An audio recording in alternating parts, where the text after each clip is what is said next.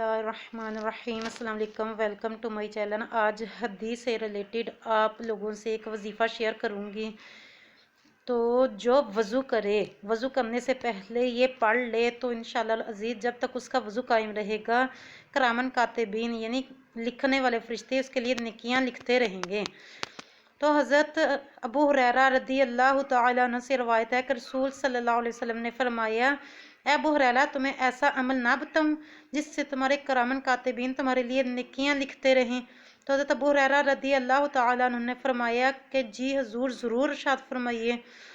तो हजूर सल्लल्लाहु अलैहि वसल्लम ने इरशाद फरमाया कि जब तुम वज़ू करो तो बिस्मिल्लाहि वल्हम्दुलिल्लाहि पढ़ लिया करो। तुम्हारे करामन कातिबीन यानी लिखने वाले फरिश्ते तुम्हारे लिए उस वक्त तक नेकियां लिखते रहेंगे जब तक तुम्हारा वज़ू कायम रहेगा। और या कादिरू, हर वज़ू धोते वक्त या कादिरू या कादिरू या कादिरू या कादिरू पढ़ेंगे तो इंशाअल्लाह अज़ीज़ वो अगवा यानी किडनैप होने से बचा रहेगा।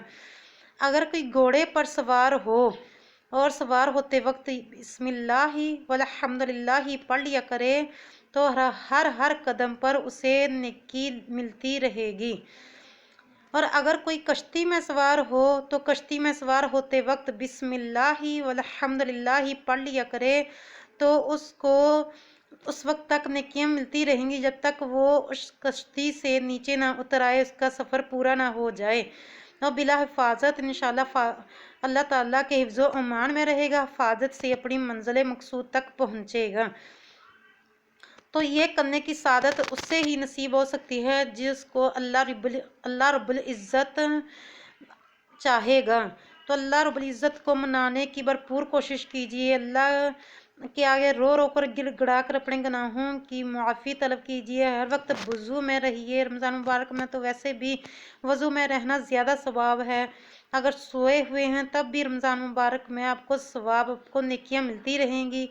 रमज़ान मुबारक बहुत ही बाबरकत महीना है, इसलिए रमज़ान मुबारक को गफलत के साथ मत गुजारिए। ज़्यादा से ज़्यादा इबादत कीजिए, दूसरों को भी इबादत करने की तरगीब दिलाइए। इंशाअल्लाह अज़ीज़ आपको भी सवाब मिलेगा, आपको भी अजर मिलेगा। इस वीडियो को लाइक करें, शेयर करें और अपने रिलेटिव्स फ्रेंड्स में ज़रूर शेयर कर दिया करें ताकि कोई इस अमल को करने से रह ना जाए। कोई अमल करे, क्या पता उससे आपकी भी बख्शिश मग़फ़िरत हो जाए। और साथ लगे बेल के बटन को ज़रूर प्रेस कर दिया करें ताकि आइंदा में बनने वाली वीडियो का नोटिफिकेशन इजीली आप लोगों तक पहुंच सके। तो आप मेरे लिए दुआ कीजिएगा, मैं आप लोगों के लिए दुआ गो हूँ। दुआ इबादत का मग़ज़ है, दुआ मोमिन का हथियार है। वैसे भी अल्लाह ताला ने कुरान पाक में इरशाद फरमाया कि मुझसे दुआ मांगो मैं कबूल फरमाऊँगा। मफ़हूम है, तो इसलिए दुआ ज़रूर मांगा करें। कोई भी इबादत करके हटे, कुरान पाक पढ़ के हटें, नमाज़ पढ़ के हटें, रोज़े की इफ्तारी के वक्त दुआ ज़रूर मांगनी चाहिए। अल्लाह ताला दुआ कबूल ज़रूर फरमाता है।